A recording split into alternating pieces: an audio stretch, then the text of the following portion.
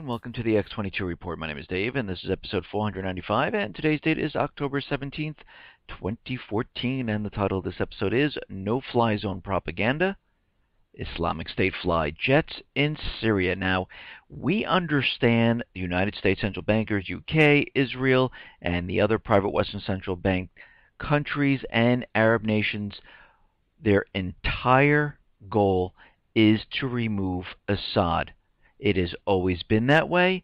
It is continually moving in that direction. We understand the United States central bankers and Turkey, UK, Israel would love to set up a no-fly zone in Syria. They've been clearing the way in the east and the north, creating a buffer zone. Of course, it makes it very difficult to create a no-fly zone when the Islamic State has no planes. So what did they have to do? They had to make us believe they have planes. So what are they doing? They have reports now coming out that the Islamic State are being trained in jets. And of course, they've been seen flying at low altitudes along the northern area, along Aleppo. And of course, what are in each one of these places? Military airfields. And of course, what are they going to do? They're going to destroy each one of them because they're going to create this no-fly zone. They're going to use this as an excuse, and the war in Syria will ramp up, and we can see they are definitely getting prepared to do this. Let's get into the economic collapse news, and we'll talk more about this later in the report. And let's head off to the economy here. Now, what's happening? We see the stock market rising to new highs. All of a sudden, it was down pretty close to about 1,000 points, and now we see it's up 200 and so points. And how did this happen? Did all of a sudden great economic news come out? No. We saw the Fed mention something about QE4, and all of a sudden the markets picked up. As soon as that was mentioned, everything went sky high. And of course, we had the plunge protection team, the high frequency traders out there, pushing the market up to all-time new highs of today, not for the entire market. And of course, today is Friday, and if you notice that pattern, that every time we end up on a Friday, we always seem to end up on a good note. And this is exactly what they did. They want people to go into the weekend to think that everything is fine. We're in a recovery. The stock market is bouncing back. We are done with this little dip, and we'll have to see what happens when Monday and the rest of the week comes. But this is what they're trying to make everyone believe, because they realize, again, when this collapse comes, they do not want to be blamed for what is happening. And we can see already they've been blaming Ebola for the slow economic growth, and they're blaming Ebola for the stock market coming down, and they're continually doing this. And of course, they're going to use this as time goes forward. Now, we see the news out there today saying that, oh, real estate is in a recovery. It is bouncing back. Permits starts are up right now. It looks fantastic. But when we look at the data, what do we see?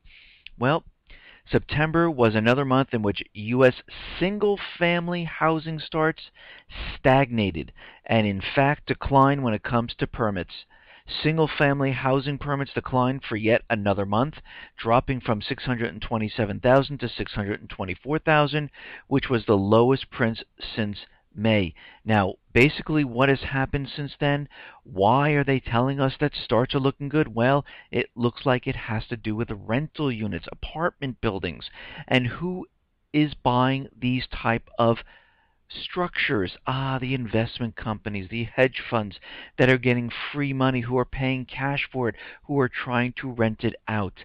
And of course, what's happening is people cannot afford the more expensive homes, so they're looking for condos, apartments, and things like that, because they just can't afford the rents. They're looking to move into, or if they can, if the interest rates are low enough, to buy these cheaper places. And we can see this is exactly what they're doing.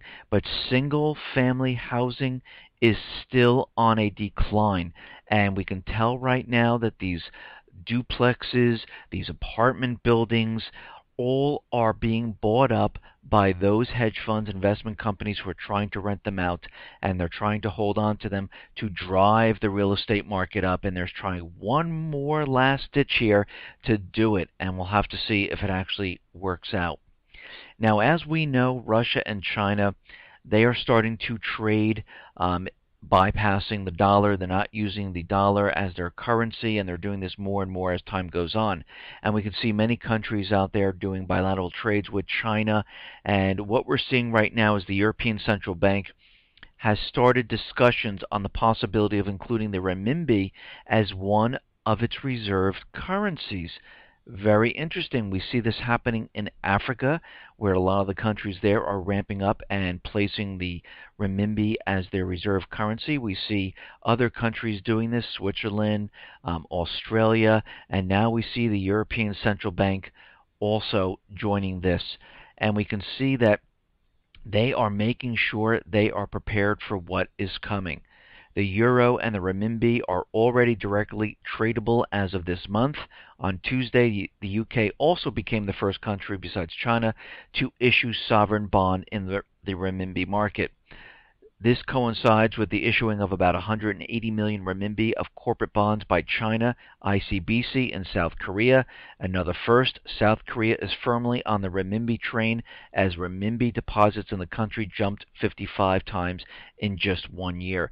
So we can see right now all these countries, they're preparing themselves for when this dollar collapses, and we can see that they're continually preparing. Now, we understand the United States government.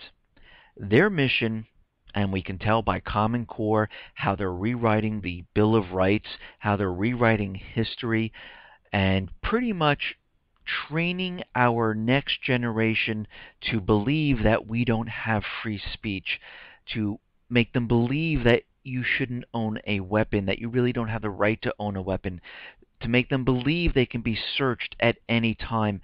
And we are noticing that this is popping up in many, many colleges where they're setting up free speech zones. 4 students at Southern Oregon University were told by administrators that they must stop handing out copies of the United States Constitution on campus, or they'll call the police. Now, there is a video of this. The 4 students filmed it, and there was a girl that was talking to the administrators of the university, and of course they couldn't give her a reason why they needed to go into this free speech area. And of course the only reason they used was it was for their own safety, it was for their own well-being, and this is what the government and officials always like to use. We're doing this because we're trying to keep you safe. No, they're doing this because they're trying to limit free speech. Now, of course, the Constitution doesn't say anything about free speech zones. It says we have the right to free speech, and the students argued with the administrators. They said they will not move from their area, and the administrators confronted the students, and they were also, the students were affiliated with the Students for Concealed and Carry, and the officials kept arguing with them, telling them that they need to go into this area, they need to go in this area, and the students were arguing that, listen, we are handing out the Constitution to let everyone know about free speech, and you're trying to tell us that we need to go into a certain little area to talk freely and to hand this out.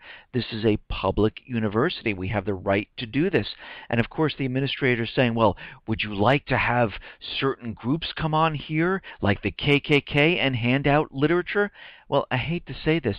Free speech goes to everybody. You can't decide which groups you like and which groups you don't like. They have the right to talk about whatever they want. They have the right to hand out literature. And of course, as a person, you have the right to take it or not take it. That's the beauty of the United States and the Constitution and the First Amendment. And I think we're all losing sight of this, and it seems like what's happening is that our education system is trying to train the next generation that, no, you really don't have free speech. You have free speech in this area, and we will allow you to talk about what we want you to talk about. We will allow you to hand out what we want you to hand out, and we can see it is already beginning. They're trying to remove all rights and reprogram every single person. Now, DHS, the Department of Homeland Security, announced Friday that it will be extending temporary protected status to nationals from Honduras, Nicaragua, an additional 18 months, and instituting a new program to bring thousands of Haitians immigrants into the U.S. The status allows the protected nationals, in this case those from Honduras and Nicaragua, to remain and be eligible to work in the United States. Now, of course, we know this is part of the Obama administration. This is part of the agenda to bring in as many illegals as possible, because this supports the agenda of going on Obamacare, subsidizing these people, bringing them in for cheap labor, putting them on work permits, having them at the right age to go into the armed forces, to pumping up the student loan market. This is all about corporations, because we can see he is holding off until the elections in November to push his executive order through.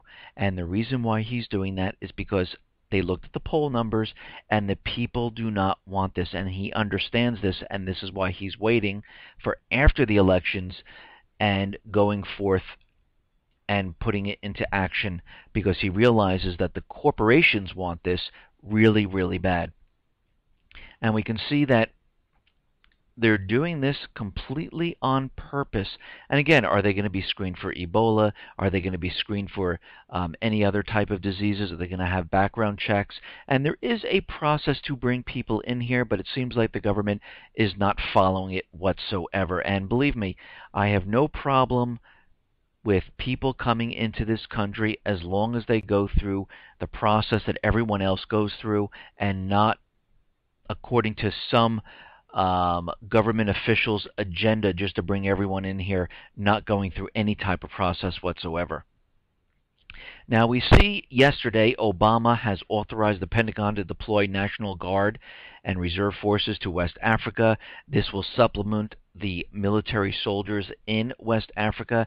And like I said before, it is very coincidental that we're bringing all these military assets into this area, and these countries are the countries that recently had huge amount of oil and natural gas discoveries. We understand that Russia and China are in these countries, and in the past we understand that there was a newspaper article in Liberia stating that this whole Ebola breakout down there was done on purpose, and it was controlled by the United States. And again, we have to understand, the United States central bankers, they use different tactics to get into countries. They used terrorism, they're using Ebola, and any way they know how, this is what they'll use to get in and bring in soldiers and take over that country.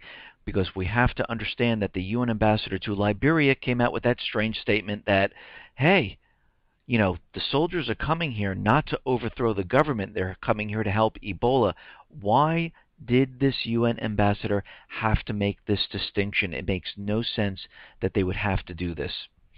Now, the soldiers that are going down to Liberia, and there's about 500 active U.S. troops inside Liberia at this time, and we understand they're there to fight Ebola. But what's very interesting is that these soldiers were given 4 hours of Ebola-related training. What does this tell you? They were just told what Ebola was like, how you can get it, what effects it has, but that's about it. Nothing else. And this shows you that they're not really there to fight Ebola. They're there to maintain control and eventually maneuver into removing the government. And you can see this is exactly what's going on here. Now, the World Health Organization has now declared Senegal Ebola-free, and Nigeria is right behind there. They haven't really had any cases or anything pop up lately, and it seems like they pretty much cut it off completely. Now, remember, Nigeria is a place where the United States has been trying to get in there. They're using Boko Haram with the 100 or 200 or 500 girls that were kidnapped, boys that were kidnapped, and the whole terror campaign is kind of falling apart, and that is going nowhere. Now, DHS started to expedite visa extensions from Ebola countries. As Ebola continued to ravage communities in West Africa this summer, U.S. Citizenship and Immigration Services, a division under the Department of Homeland Security, announced immigration relief measures for citizens of 3 countries affected by the deadly virus. The relief measures announced on the USCIS website as Ebola breakout-related immigration relief measures to nationals of Guinea, Liberia, and Sierra Leone, currently in the United States on August 15, 2014, included the following: change or extension of non-immigrant status for an individual currently in the United States, even if the request is filed after the authorized period of admission has expired. Extension of certain grants of parole made by USCIS. Expedited approval where possible of requests for off-campus employment authorization for F1 students experiencing severe economic hardship. Expedited processing of immigrant petitions for immediate relatives currently in the United States of U.S. citizens. In short, the USCIS has been waiving fees, expediting the immigration process, and allowing extensions of visas for anyone coming from 3 designated Ebola-stricken countries, provided that they are in the United States. Thomas Eric Duncan, the Liberian man who died from Ebola earlier this month, had traveled to the United States after his visa was approved in August. The same month, the USCIS announced the new relief measures. So, is this a coincidence? I think not here. Now, there are 10 questions for the World Health Organization about Ebola, because we have to remember the World Health Organization is claiming that we are facing the most severe health crisis ever with the alleged Ebola outbreak in West Africa. But since the World Health Organization was caught inflating the swine flu pandemic to hoist experimental vaccines on the world, perhaps we should not just take them on their word without demanding evidence. And what evidence have we really seen? Not that much. We're just being told different numbers all the time. So here's some questions. You include probable and suspected cases of Ebola in your official African figures. What methods do you use to determine suspects and probables? Because you have to remember, every time you hear something, and I see it going throughout the United States with the fear factor running really, really high, and like I said in my other reports, it's not going to be the spread of Ebola here, it's going to be the fear, and we see it really ramping up. They're telling us that, oh, there's a suspected case in this state, in that state, and they're all turning out to be negative. Just because somebody has a temperature, someone vomits, or anything like that, it doesn't mean there's Ebola. But what happens is they forget to report that, yeah, they didn't have anything. They were all cleared. You're just seeing a lot of the hype. What is the exact number of confirmed cases of Ebola, minus the probable and suspected cases? Like here in the United States, we have 3 confirmed, 1 dead. What method was used for confirming the Ebola was indeed the cause of death in those cases? And what organization made the determination and gathered the data? We're not seeing any of this. And you have to remember, during the 2009 swine flu pandemic that they were reporting, they also had computer models telling us that in the winter of that year we're going to see about 600,000, and throughout the rest of the year it was going to go into the millions. And they're doing the same exact thing right now. And of course, all of a sudden that swine flu just kind of disappeared. Can you provide a full list of all WHO-approved vaccination programs for West Africa conducted in the year leading up to the Ebola crisis? Can you provide a full list of genetically modified mosquito experiments for presumptive treatment of dengue and malaria that are being conducted in Ebola-stricken regions? How many of the confirmed Ebola victims receive vaccines or any other treatment from the Western NGOs, Red Cross, Doctors Without Borders, in the months leading up to their Ebola illness? Do you have public water samples from Ebola regions to rule out contamination? How many of the alleged African Ebola victims also had compromised immune systems due to HIV, AIDS, the #1 cause of death in the region? Why are health workers wearing hazmat suits if Ebola is merely infectious like AIDS when tuberculosis, a highly contagious airborne disease, doesn't even require hazmat suits? It's a bit theatrical, don't you think? And why isn't it working to stop transmission to medical professionals? Now, the questions are asked are very good questions, and we're not really seeing a lot of this. And also, we're seeing a lot of the bumbling around of the CDC here in the United States, where a lot of the things they're doing do not make sense whatsoever. It seems like they're taking instructions from the Obama administration or some government official, which is kind of counter to the protocols of what the CDC should be doing. And again, the CDC is there, and this is their only job, to deal with these types of situations. And they've been dealing with it for 1 year in West Africa, and they don't understand the protocols. Something is wrong here, and it seems like there's an agenda. And if we look at the map of where the confirmed Ebola cases are around the world, and this is coming from the WHO CDC from October 15, 2014, this is what we see. Spain, 1 case. United States, 3. Senegal, Guinea, Sierra Leone, Liberia, Nigeria, Congo. The rest of the world, nothing. Very interesting. And then we look at the real deaths here. Liberia, 2,484. Sierra Leone, 1,200. Nigeria, 8. Senegal, 1. United States, 1. Very interesting. I think there's one in Spain, and that was the priest there. Actually, Spain, I think, might have 2. This might be a little off here. I think the nurse also has Ebola. Well, actually, the priest was in Africa at the time, so there is 1 case in Spain, which would be the nurse. That is correct then, yes. Now, we understand that the United States central bankers do not want to put a travel ban in place because they're saying it won't work. And Obama was out there.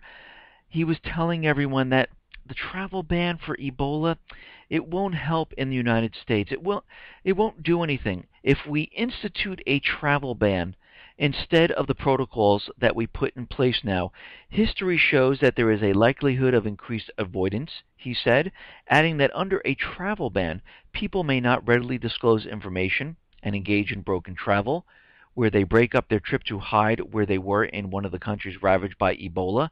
Obama said there would be more cases rather than less with a travel ban because the federal government may be less likely to get information from people entering the country.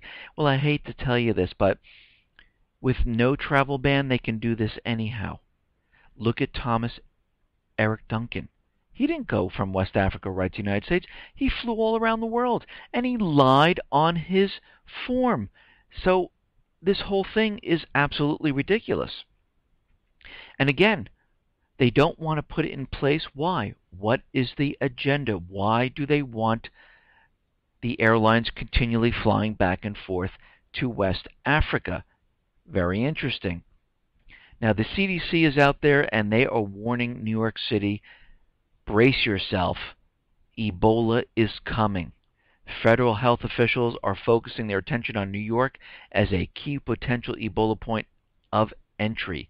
With they're expecting something. Actually, for New York City, I would thought of, if you think about it, with JFK, Newark, LaGuardia, and those huge airports right there, and the amount of people in this city, you would think it would have turned up there first, but it hasn't. And they're expecting that something will eventually turn up in this area. Now, Obama pretty much created this new Ebola czar, and of course, it's this well-renowned doctor. No, it's a lawyer. What is this administration thinking of? Why would you put a lawyer in charge of this type of crisis?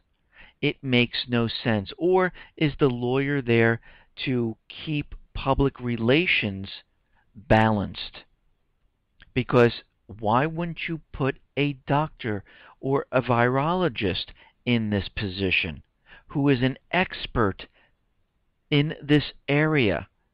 the only reason you put a lawyer there is for laws, to keep public relations and to calm people down, to keep marketing of the crisis going. It makes no sense to have this person, Robert Klain, an American lawyer and political operative best known for serving as chief of staff for two vice presidents, Al Gore and Joe Biden. And it makes no sense whatsoever to have this person in this position. Now, in Nigeria, what we're seeing is that the president there has accused Bring Back Our Girls campaigners of plotting to unseat President Goodluck Jonathan. Well, of course, that's what the United States central bankers wanted to do.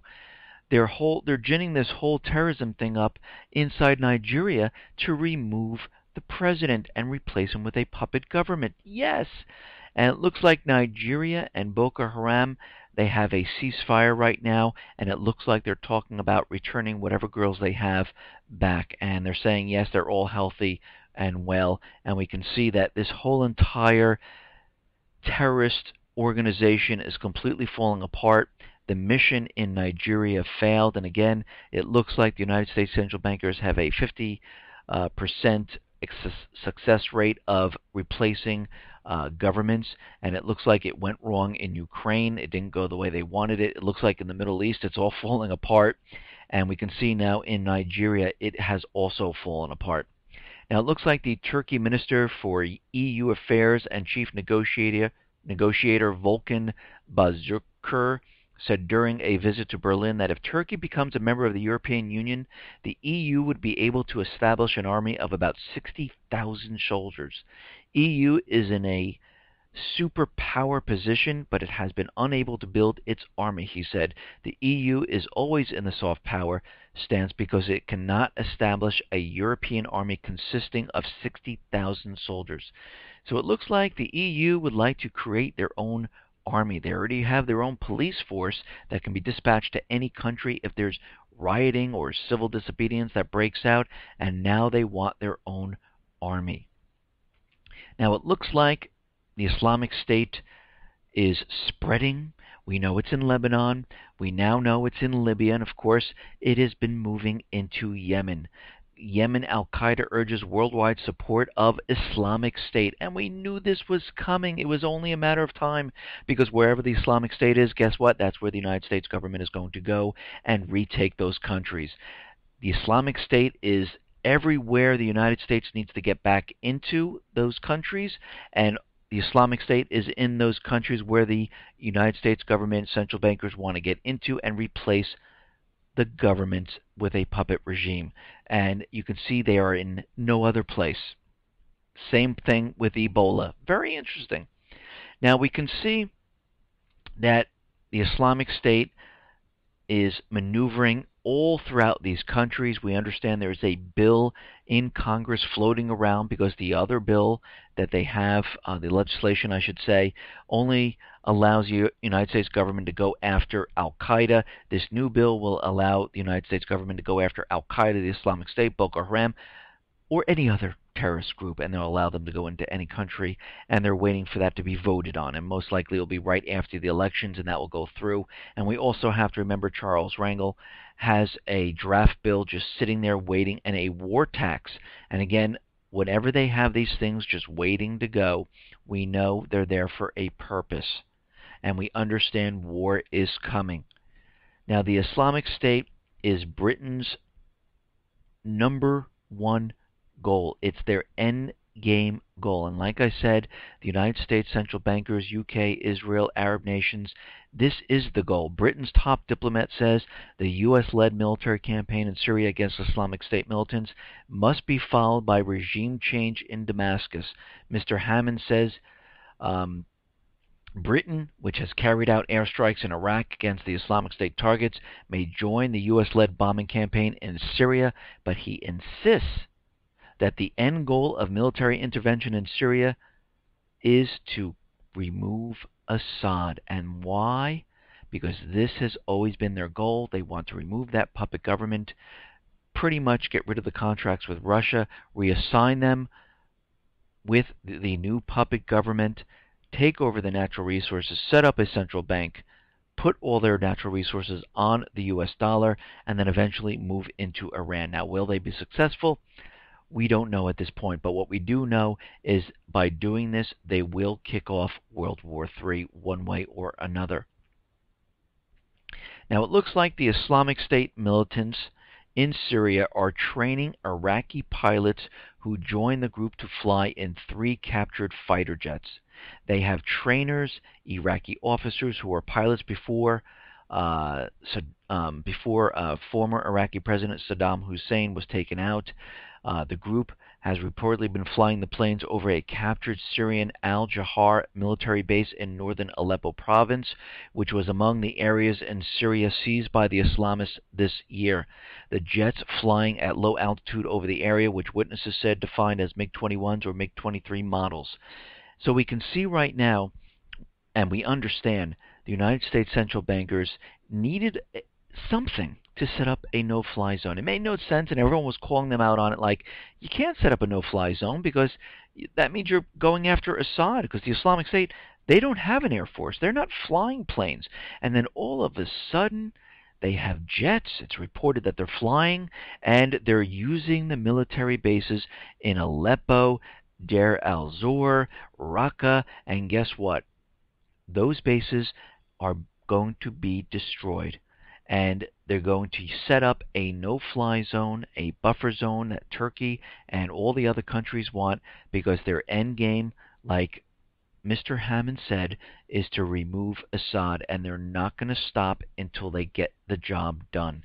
And everything will start to ramp up right after these elections. Now, it looks like the Director of National Intelligence, James Clapper, said he worries a lot more about the Russians than the Chinese hackers, because the Russians have the ability, and they've already put malware into our financial systems that could bring our economy to its knees, and he is very worried about this. He also said the United States is not configured to handle the threat of cyber attacks of this magnitude.